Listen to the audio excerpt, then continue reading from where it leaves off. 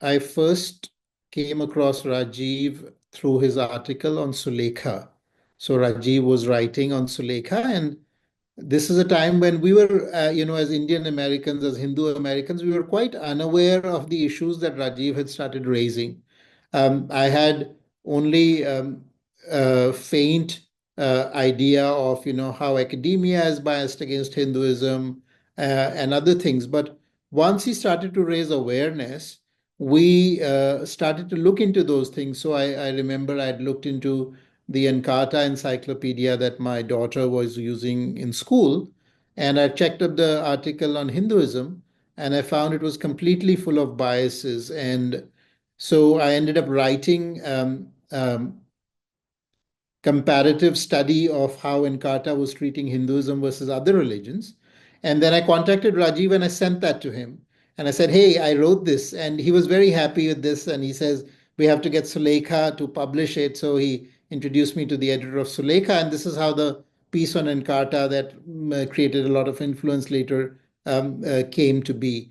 And so I think the Rajiv's greatest contribution during that time, and this was before, we are talking about early 2000s when this is happening. This is 2001, 2002, and so then there was the whole UPA era, and so we had Rajiv had really intrigued me by that time, and we'd started diving into some of the topics. Then I wrote a series of articles on Sulekha, and Rajiv was writing, and there was a very active community that formed as a result of that work.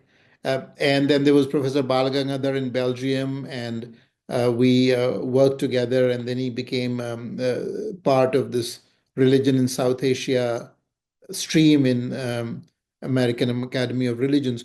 So I think Rajiv's first major contribution was raising awareness about these issues, and then having a lot of people end up joining that. There was the California textbooks lawsuit that was later on filed, and many things emerged out of it. And then the second thing was Rajiv was always thinking very strategically. I remember there was this one slide I mentioned to Rajiv that after I'd started Garuda Prakashan, which is a publishing house about books on Indian culture, Rajiv had made this diagram saying, there's all these stages in which there are these producers of knowledge like academics or professors, and then there's all these dissemination channels like publishing houses, and then there's the media that builds on those things and builds on the scholarly work. So we have to create influence in all of those areas, because we can't just change the perception of Hinduism without seeing how all of that knowledge is actually being disseminated in society. So that was a major inspiration for me starting Garuda Prakashan, saying we needed to have our own publication, our own platform where we could tell our own stories rather than be beholden to other platforms which would be gatekeepers on what we could or we couldn't say. So I think that was a very big step as well, and a big inspiration. And I think Infinity overall, it's I know Rajiv started off with actually funding different scholars who were sitting in the Western academia, and soon he realized that that's kind of like feeding the beast, because they might do something to respond to that, but then it doesn't really change things structurally. And then from there he moved on to, and we were in there was a lot of dialogue, we were in conversation, and he moved on to saying, okay, we need to create our own ecosystem. This is where Swadeshi Indology and all of this initiative started, where we said we can't just keep feeding Western Indology and keep feeding the belly of the beast, so to say. We have to expand and create our own network. So I think that was a big thing. And then also, I think Rajiv helped break some of the glass ceiling by having Indic books that became bestsellers even in the pre-Modi era, in terms of having bestsellers that were writing about these issues. Now there are so many writers, and we take it for granted that you can actually get published if you write something which is bringing an Indian perspective into it, whether it's on history or culture or art or any of those other things. But at that time, that was not a given by far. It was a big journey to actually break through that glass ceiling and have a Hindu voice actually get published. So and be widely talked about. So I think that was again very significant in terms of leading the path for other people to follow later on.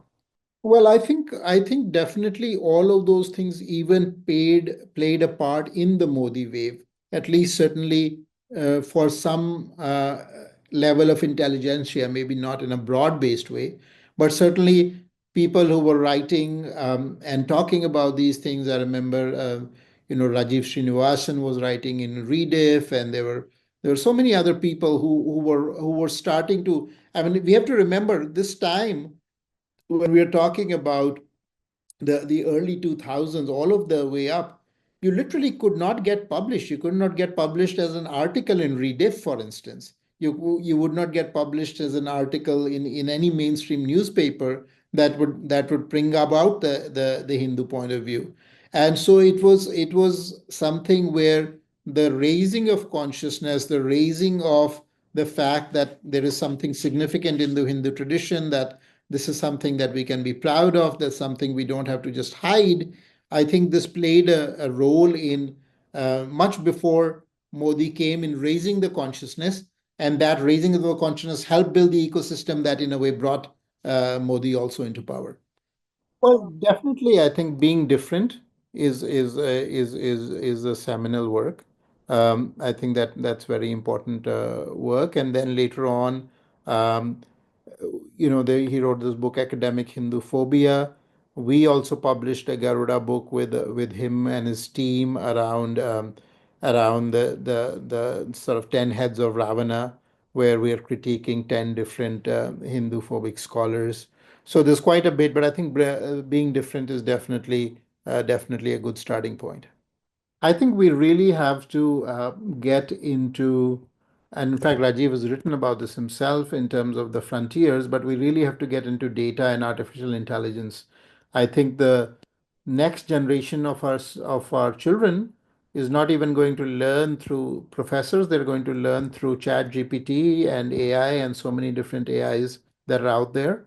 And all of them also carry all of the biases of academia, and in fact are worse because you in academia you have person writing a paper, so you say, okay, there's this person who's made this error, but with AI we are thinking that it actually knows what it's talking about, or it's infallible. So it's a very dangerous trend where that will become our source of information, and it's highly biased. So I think that's the area we need to focus on.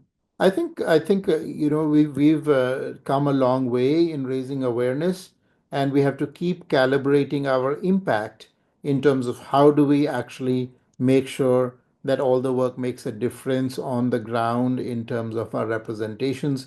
I think if I look at social media and other things, the issues that Rajiv brought up 20, 30 years ago are even more relevant today. I think the amount of prejudice and bias that's out there, in a way, is even more. So I think the work that has been done to raise awareness has been fantastic, and we need to continue to recalibrate how we actually measure our impact and make sure we can actually turn the tide as well.